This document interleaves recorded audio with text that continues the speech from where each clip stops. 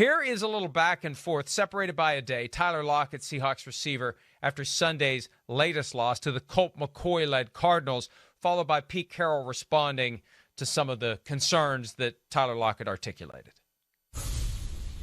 Honestly, man, like, all these teams is not playing what they play on film. Like, they're literally not. So it's hard to be able to get ready because you don't know what you're going to get. Well, you're assuming that he's right.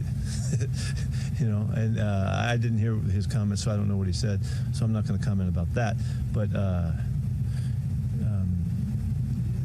we've often seen teams over the years play us differently, than they've played other teams because of the makeup of the QB, his mobility and all that. They try to find a way to see if they can counter that, and that's always been kind of the case. So that's nothing new for us at all. I just have a feeling that Tyler Lockett is speaking more broadly than that they are being flat out fooled. They're seeing no indication. There are plenty of quarterbacks who play like Russell Wilson now. Yeah, exactly right. Exactly. And Russell's not even that great of a scrambler anymore. I mean, yeah. So I think it's a deeper problem than that. We saw that last year when they went through the let Russ cook phase early in the year and it was working, and then you get enough film on it and they were countering it and they didn't have the answers for it. They were never even good enough to get to the point this year where there was something you need to get answers for. They cracked the code before the code ever was, anything entered in the computer. That would be, it's not a good code. Right. It's a bad code and they've cracked it. Right. Well, I mean, again, this is where, to me, it just looks like, Pete Carroll has his hands on what the offense does too much. It doesn't look a whole lot different than what we've seen, in Seattle. So I think that's the issue, right? Yeah, there's obviously something there as far as how he wants the offense run. And, to what I want to say with Tyler Lockett and just going, well, yeah, they're playing us differently. First off, hey, you guys aren't the only team in football where a team gets out there and goes, whoa, they're playing this. We didn't think that. They didn't do that on film. You adjust. It's called the NFL. That's why you're making millions of dollars as a coach or whatever. I mean, it's not everybody gets exactly what they saw on film every week. Well, they did this and this, so they'll just do that against us. No, their coaches are being paid, and they see your offense and they go, "Whoa, we can play this defense and take some chances and do some things that we might not have done in a normal week against other teams because this offense is stinky. So we can play some other schemes." We don't need to do some of the stuff we saw in film because we've organized a defensive scheme now that takes away the 2 or 3 things that you only do on offense. Again, it's just, you said it. It's become very predictable.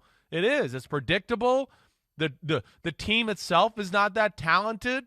And, of course, Russell's coming off injury, and so he's not hitting on all cylinders. And it's kind of all come to a head in Seattle right now to where, they're not going to win many games going forward here.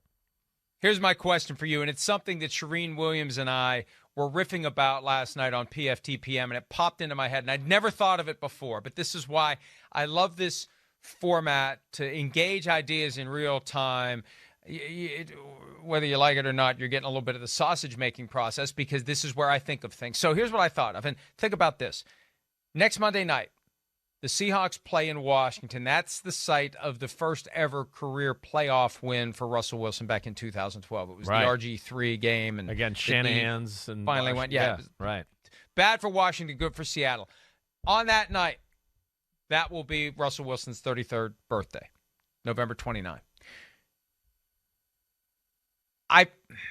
I'm wondering, because we're getting to the point in his career where he should be part player, part coach, where we're opening up the database, the Rolodex, the mind, where you walk up to the line of scrimmage and you've seen it all, you've done it all, you can diagnose a defense, you can basically operate the offense as the quarterback.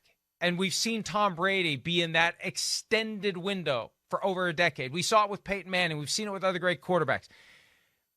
Has the Seattle offense and Pete Carroll's approach kept Russell Wilson from getting to the point as he approaches his 33rd birthday where he's able to do that the way other great quarterbacks have done it? No, I mean, no, he's not. The approach has... He's not able to do it. He can't. he can't be the coach on the field because it's been too simple. He doesn't even know what he doesn't know. Right. Yeah. He doesn't even know what he doesn't know. He doesn't. Like if he went to New England with Brady and company, he'd be like, what? Wait, that's what you guys are doing here? That's what you've reading? That's what it is? Like, oh, wait, so you're playing this play? Oh, like there's yes.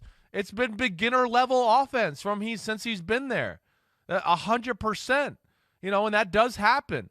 But yeah, I mean, look, I used to argue this kind of with Aaron Rodgers too, because I'd be like, I feel bad for the guy. He's like trying to jam another slant route in there for Mike McCarthy and coming. Let me jam it in there one more time.